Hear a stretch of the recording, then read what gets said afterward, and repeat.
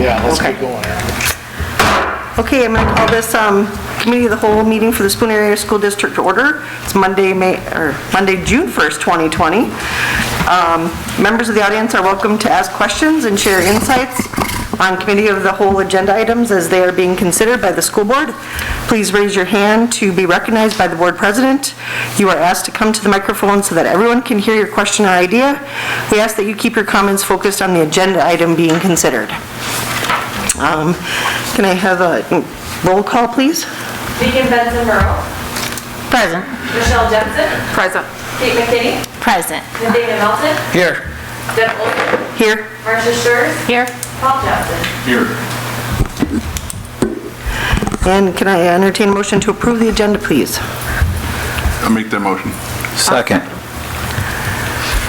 All in favor? Aye. Okay, we're going to move to the discussion and action portion of the meeting tonight.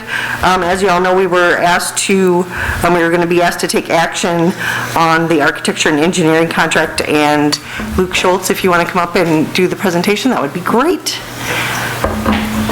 So you guys have seen the contract. I believe Dr. Aslan sent that to you. CISA 10's attorney and the district's attorney have both reviewed that in detail and negotiated that. SDS was really flexible with the negotiations. They basically adjusted everything that CISA 10 and the district's attorney reviewed. One thing to back up a little bit, when you remember early on in this process, we bring an architect and an engineer in when needed. So when you look at that, you'll see that there's 3 bid packages, so their fees are based off of each building. That's how a typical architect will base that.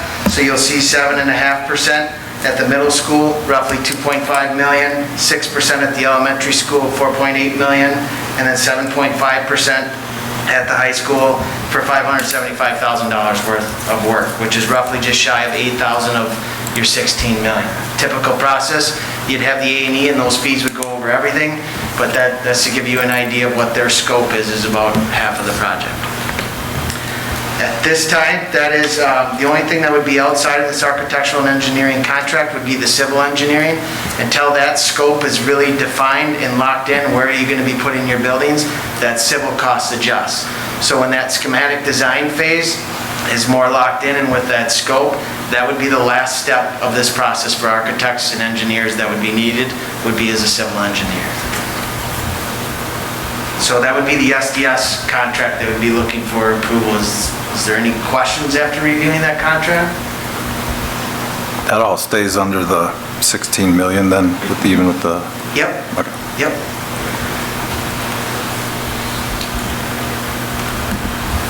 Anyone else have any questions?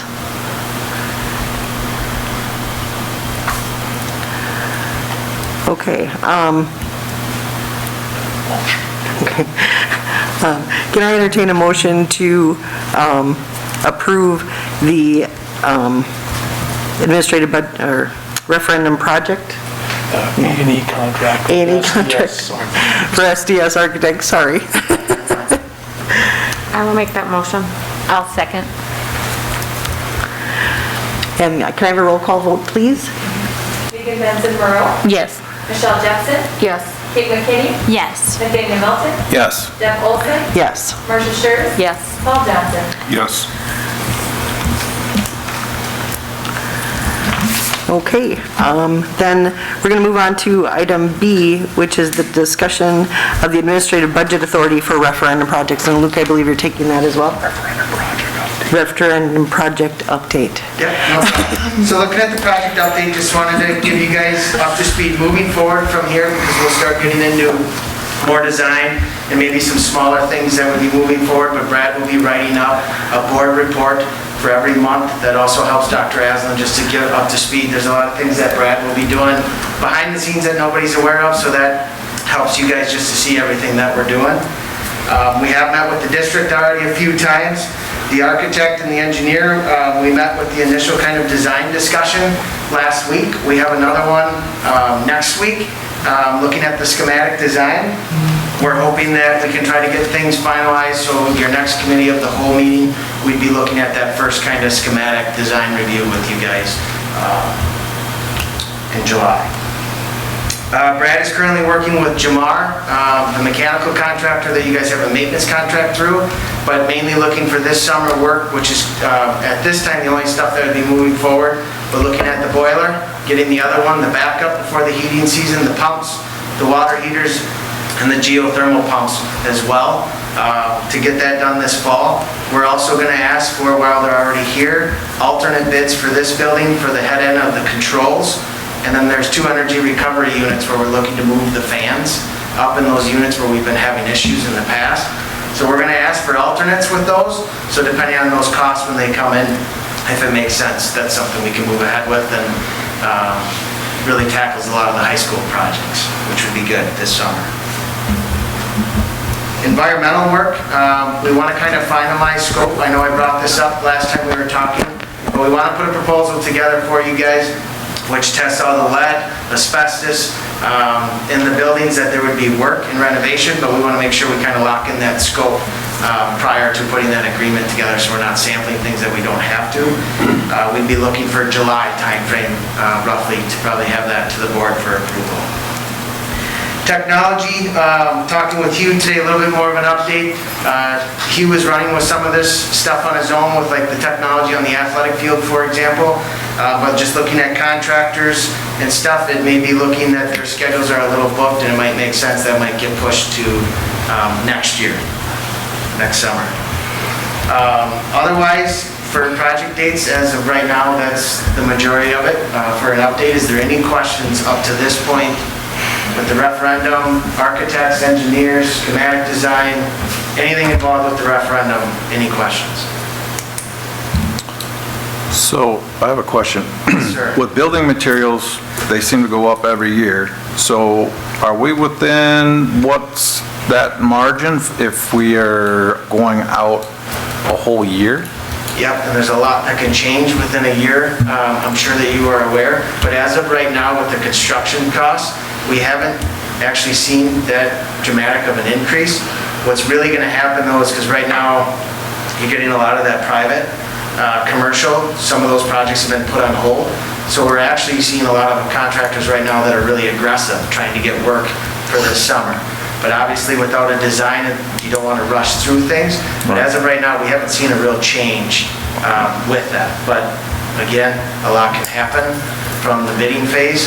We're looking to bid this out just before the holidays, Christmas.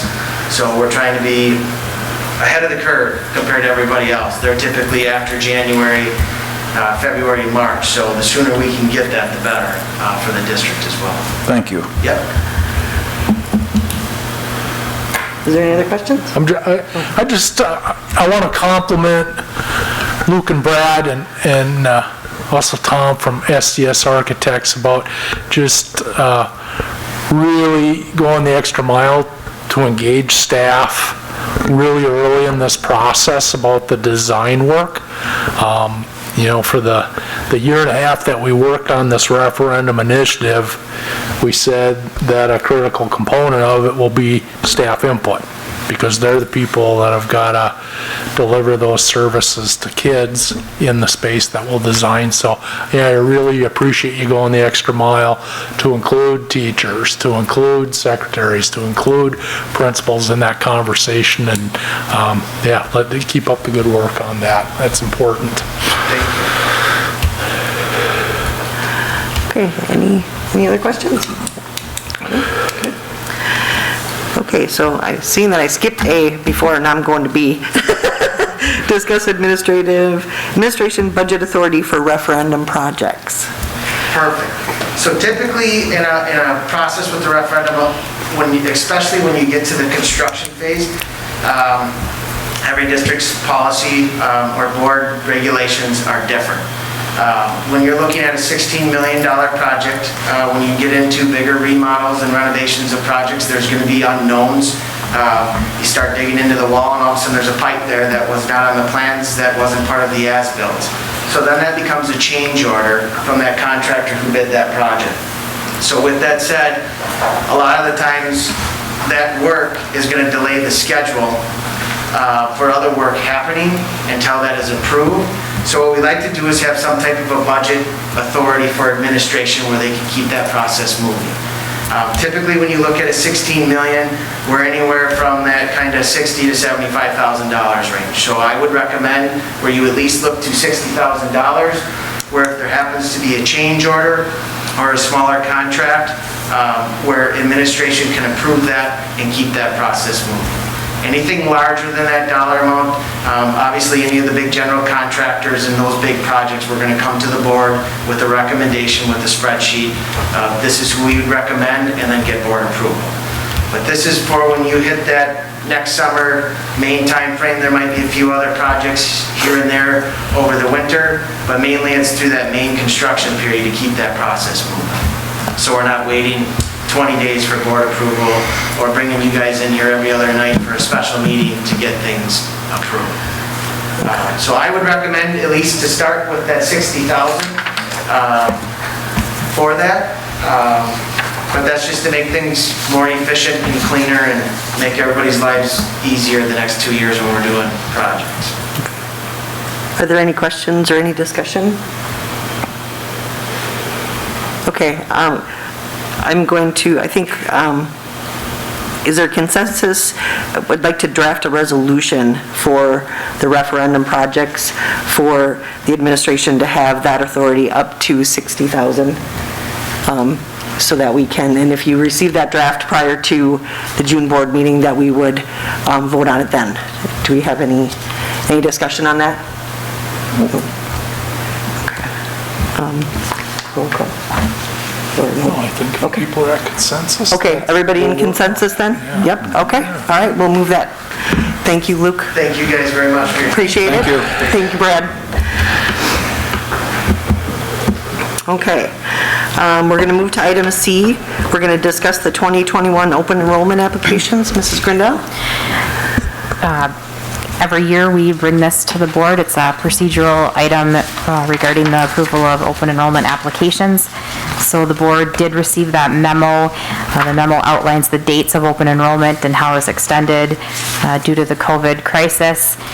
You were given information on those open enrollment applications, so we're just looking for approval to approve the open enrollment out applications as well as all of the open enrollment in applications. I make that motion. Do you have a second? I'll second. All in favor? So, yeah, so we're Oh, it's a consensus, I'm sorry, moving it. for consensus to move it to the June regular meeting Yes. to take action on? Okay. Yeah. So I'm looking for consensus to move it to the regular board meeting in June to Yes. take action on. Okay, thank you. This was easier in my living room. Okay, so we're going to move to item D, discuss the 2021 board meeting dates and times. And I think everybody got a sheet showing board meeting date and times. Is there any discussion? I want to propose that we move both meetings to 5:30. That keeps it a little bit away from trying to rush here at 5. And we're consistent, and then everybody can, has to come to these meetings, maybe get home earlier, especially staff that have to be here. Just proposing that, that's what I propose. Is there any discussion on that? Does anybody have any objections or things to input? The only thing I would say is that the budget and the annual meeting would stay at 6 o'clock. That would give the public a little later. Yes. to Okay. get there, but for our meetings, it would be consistent. I agree with that. Because I have a little hard time sometimes remembering 5 or 6. I don't know about you guys, but... So do we have consensus to move this to the regular board meeting in June with the dates shown here and the time change of 5:30, with the annual meeting staying at 6 p.m. for the public? Do we have a consensus? Yes. Yes, everyone? Okay, all right, thank you. All right, item E, we're going to discuss the WIA renewal. Shannon?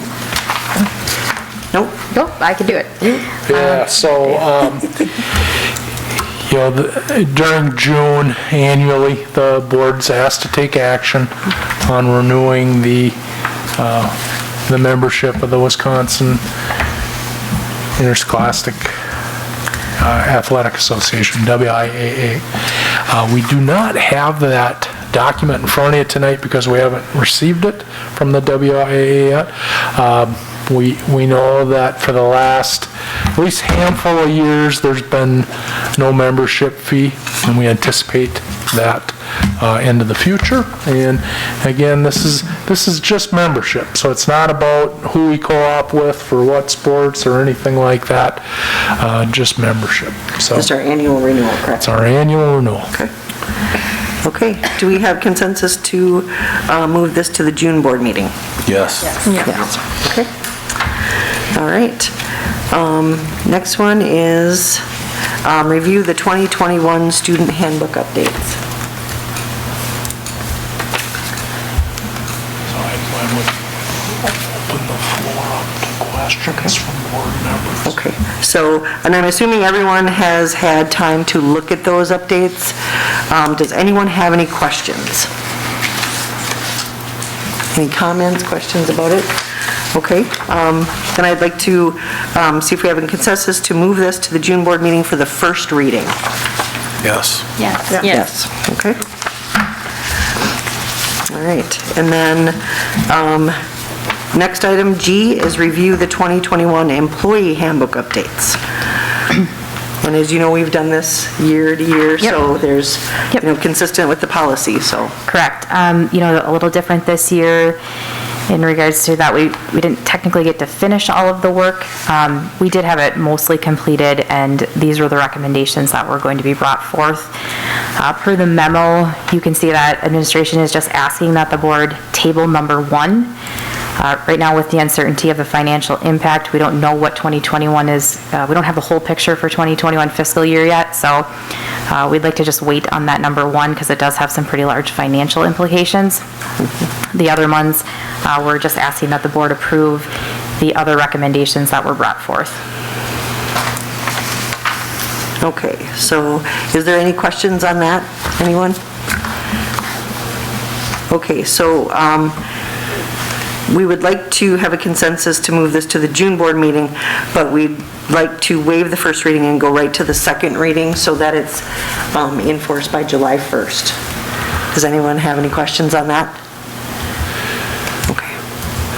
I just want to compliment the task force members. This was a large group. It was made up of people from every building and every employee group. We're on a every other year review with that, and where we assemble a large group like that. They just did an excellent job of getting out there, interacting with the people that they represented, and bringing solid solutions and sustainable ideas back for consideration. So hats off to them. Thank you, everyone. We appreciate all your hard work. Item H, we're going to discuss the rollover of student activity accounts. Again, a procedural item for June of every year. The board did receive the memo with the activity accounts that are in good standing, and then the one that currently is not in good standing. Just a reminder for anybody that hasn't received this document before, the negative is actually a positive number because we show it as a negative on our books because it's not really our money, it's their money. Again, just to touch on that aviation account, again, the board had it in front of them last year. We're kind of going to wait and see what we're going to do with the plane. And once we figure out what we're going to do with it, we anticipate that it'll bring that account back into good standing. Okay, so do we have a consensus to move that to the June board meeting as well? Yes. Yes. Okay. All right, then we're going to move to item I, technology professional development presentation. Mr. Miller and Mrs. Fiesel.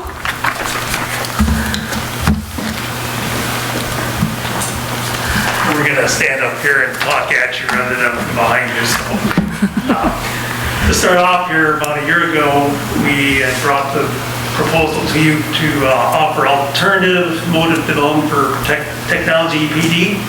That basically involved meeting with a test group or pilot group of staff. And from that, this is just a brief overview. Start off here, we had approval to recruit 20 people. We had no trouble finding 20 volunteers. We broke that group down in by building with 4 slots for each building and a couple slots reserved for special education. We had to draw names out of a hat to select those slots because we had more than enough people from each building interested in this program. And from that, So we offered a variety of sessions over the course of this school year. So this year, by the time we got our team formed and kind of came up with our plan as a group, we started trainings in October, and then luckily we had planned anyway to wrap them up by March. So that all worked out. But in total, our team of people, we had completed over 135 hours of technology-specific training, which didn't compete with any of our professional development days or any of that time. So pretty impressive number from our group members that, again, didn't take away from any of our other initiatives that we had going on. And then for completing those 8 hours of training, our teachers who participated earned an additional personal day. so when we completed this project, Mrs. Fiesel had a nice little informal survey of how things went. These are some of the comments. Basically, overwhelmingly positive feedback. We did have some constructive suggestions that we'll touch on in a minute here as far as improving this for future. But this just gives you an idea of thoughts of what some of our staff who participated on that program. I think that last comment really touched on, with the situation and how the year unfolded, just how some of the topics that we covered that maybe people thought, well, I don't know how I'm going to use this or what that's going to look like or how that pertains to my area, have really come in handy during distance learning and working with students in a virtual environment. So unfortunate that things unfolded the way that they did, but it was really nice to hear that feedback of, wow, this really helped me be prepared for this situation. So as we look to move forward with this program, we would like to see it continue.